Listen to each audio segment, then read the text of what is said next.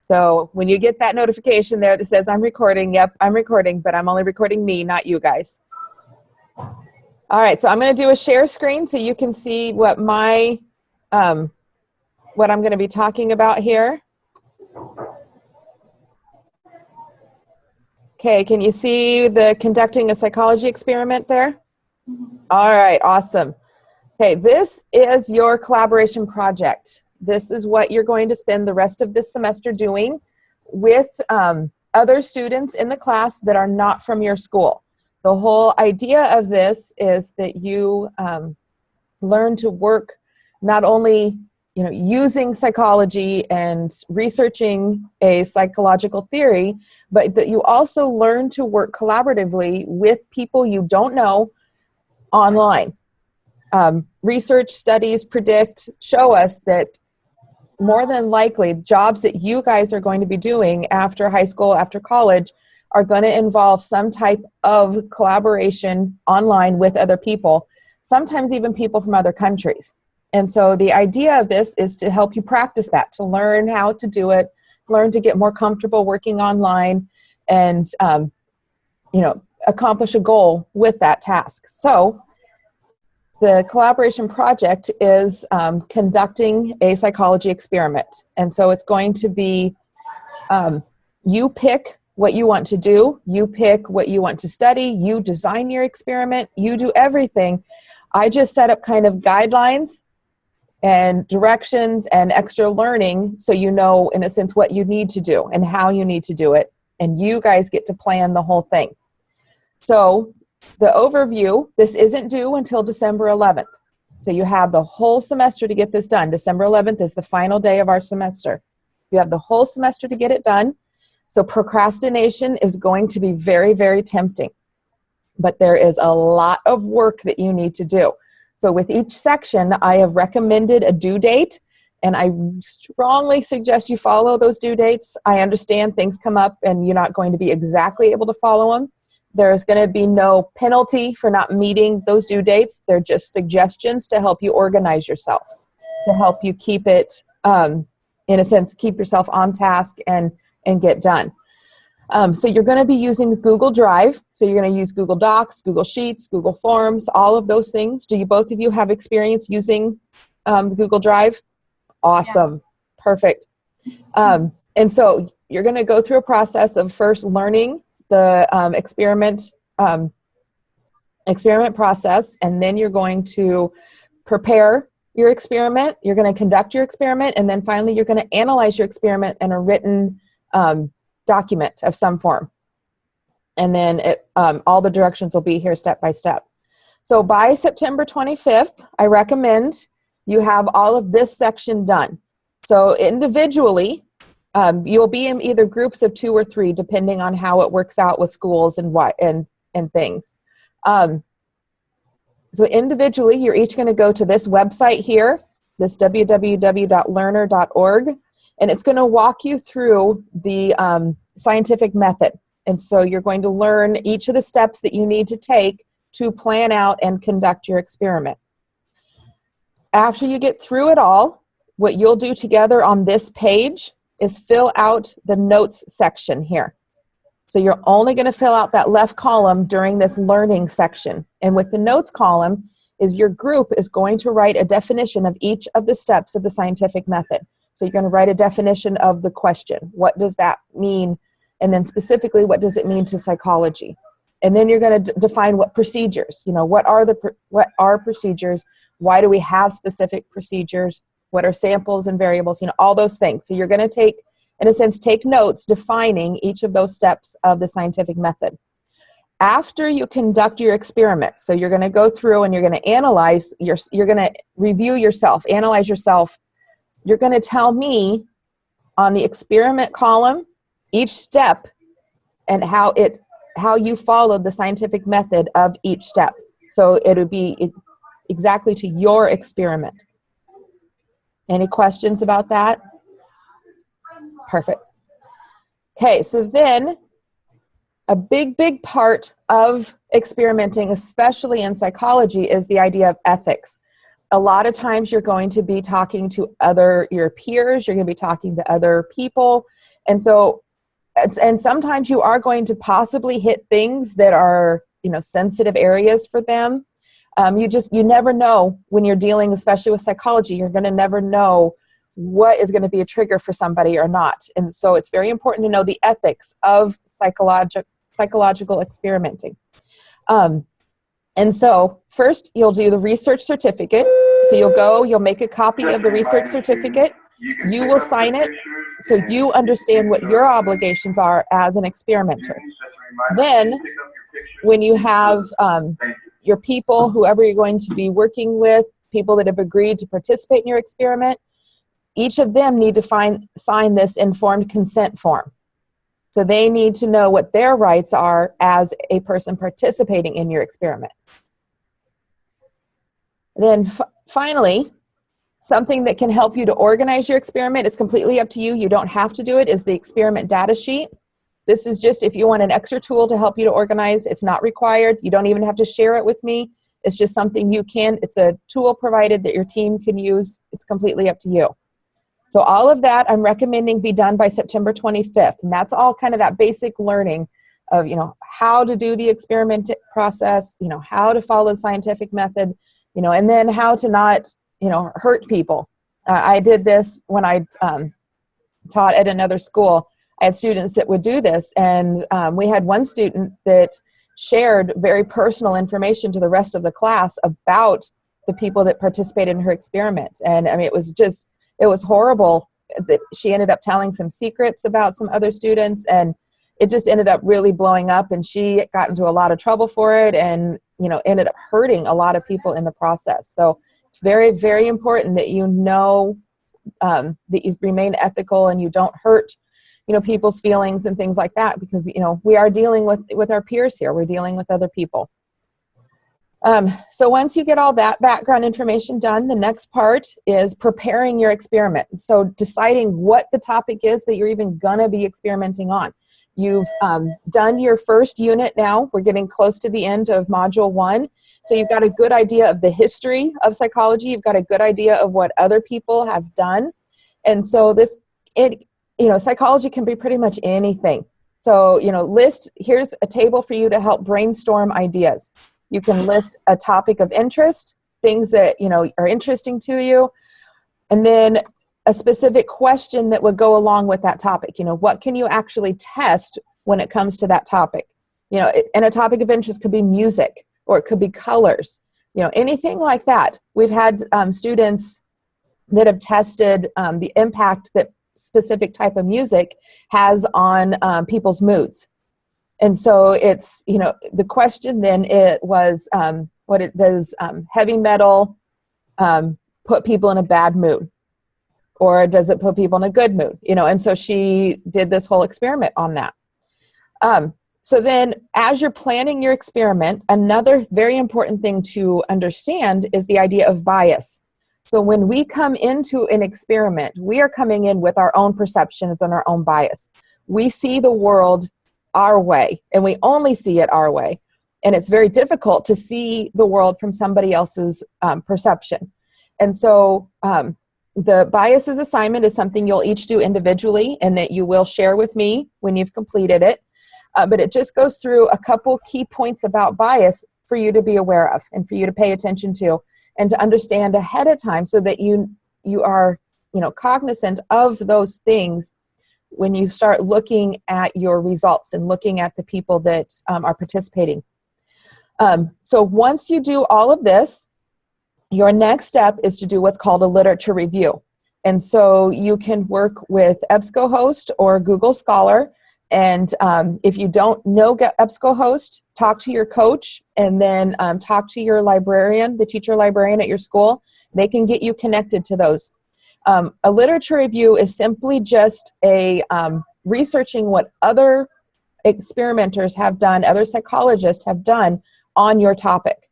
Sometimes, because what we're doing is so minimal compared to what most psychology research is, sometimes you're going to have a difficult time finding research that is specifically on your topic. And so you kind of have to broaden your search a little bit. You know, if you're doing, you know, like the music example again, she couldn't find any research specifically on that type of music, but she could find research on music and reviewing and the mood and that type of thing. So you have to be a little more general when you're finding your research. And if you're having trouble, talk to me, email me, questions. I can help you find some things or offer some search keywords, different things like that to help you. All I need you to do is find at least 5 articles. And then you're going to summarize those articles in your, welcome back, Hannah. No. We're right in the middle here. I'll get you caught up after the end, okay? Okay. So you'll need at least 5 articles, and then you're going to read those articles and you're going to summarize them in part of your analysis. So you will be using those articles, so make sure you read them. Okay, and all of that I recommend to have done by October 9th, so you have plenty of time then to finish up and conduct your experiment. So the last part, and you get all the way till November 20th to conduct your experiment, because I want to give you plenty of time to find people and do everything you need to do. And so it's simply just that. You've planned it, you've made your plan, now you get to follow through with your plan. Make sure every person signs the consent form so they know their rights as the participant in your experiment. There is an article to read on statistical significance. It's very important that when you're conducting an experiment, you don't just, hand out a survey to a couple people and then report findings. That's not going to be statistically significant. It's important to, survey multiple people, get a good sampling of a group of people. And so read more about statistical significance and make sure that you are researching a significant amount of people. Finally, the last part, I've put this as due by December 4th to give you kind of an extra week just in case. You can review it with me. Make sure you share this with me. You're going to type this all up in a Google Doc, and then you're going to share that Google Doc with me. So I want to see all the partners all in there working together. If you decide to have one partner type and everybody else kind of make comments and help, make sure that I know that, because I am going to be grading and looking at your collaboration. The whole point of this is a collaboration project, so it's important that all participants are fully engaged. If you are struggling, if you have somebody that is not engaged, that is, won't reply to emails, won't join meetings, let me know. I can talk to their coach, I can talk to them and try to see what's going on and get them involved. Okay, do what you can to help, but I'm here to help you too. I'm here to be that extra on the other end. So after you've conducted your experiment, after you've done everything, you're going to write up a journal article. And so you're going to write it in APA guidelines, so using APA formatting, and there's a link here for APA formatting, and I've put just a little quick reference there for citations. But you need to follow this exact format. So you're going to have a title page. That first page is going to be just your title page. The title of your paper, your names, date, class name, and then my name. And then you're going to have an introduction. Simply tell me, how did you pick the topic? What did you do? Is there food in here? Just 1 minute, guys. Sorry. No, it's all good. Where's the food go? I don't know. That's my food that I got to take wherever it's supposed to go. I think it's like, I'll take yours too. Yeah. No, it's all good. I'll get it. Okay. Where was that? Okay, so the introduction.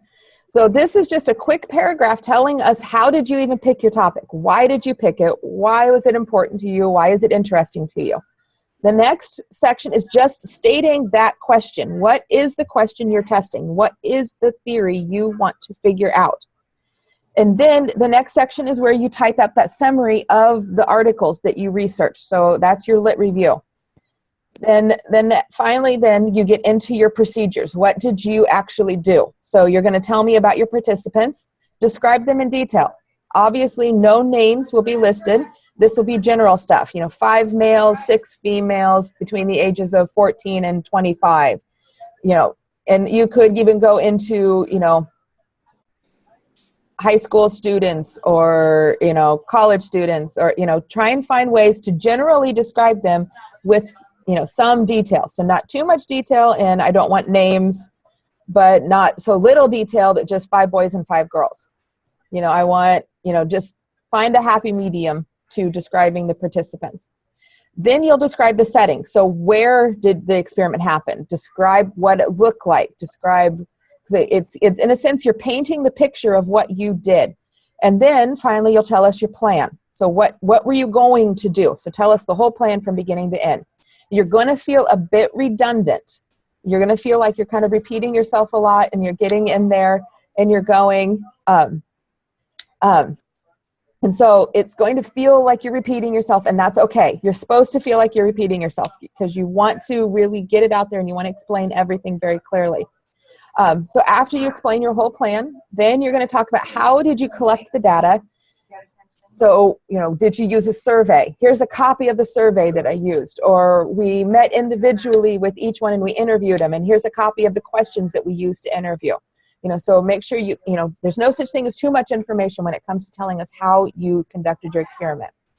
Then the next part is the data analysis. So how, instead of telling me the results of your analysis, tell me how did you analyze it? So we used Google Form, then we had it in a spreadsheet, and we looked at this data, this data, this data, and this data. Okay, we looked at these 5 things for this reason. Then the results is where you actually give me the statistics. So 45% of the males surveyed agreed that rock music made them feel angrier. You know, something general like that. Tell me what your research told you. What did you find out? And specifically, did you meet your question? Did you get your question answered? And sometimes it's not going to be the answer you expected, and that is perfectly okay.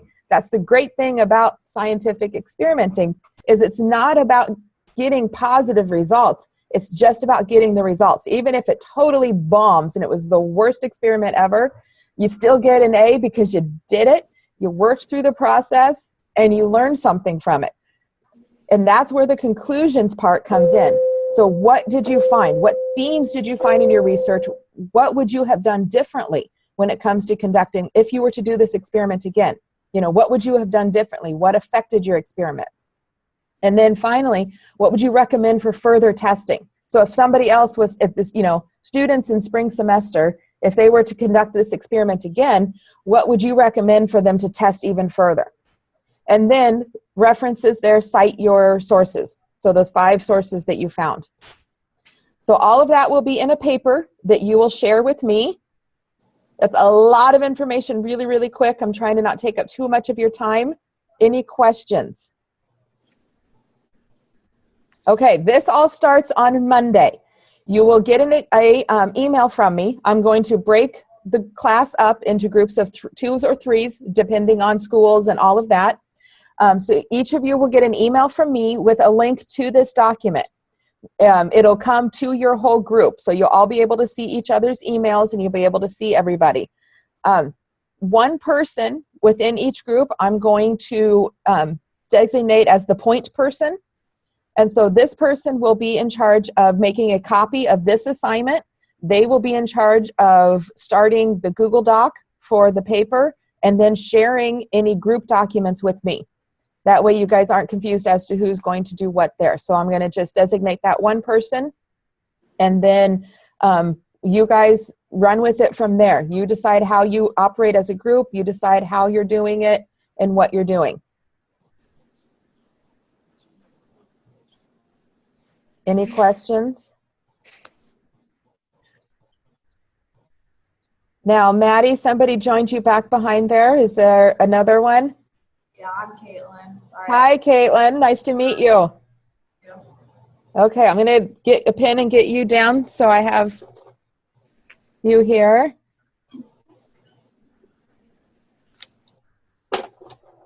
All right, so any questions over any of that? Okay, so don't worry about it till Monday. Maybe think about things that sound interesting or topics that you'd like to research. But again, it's going to be a group effort. It's going to be a group project.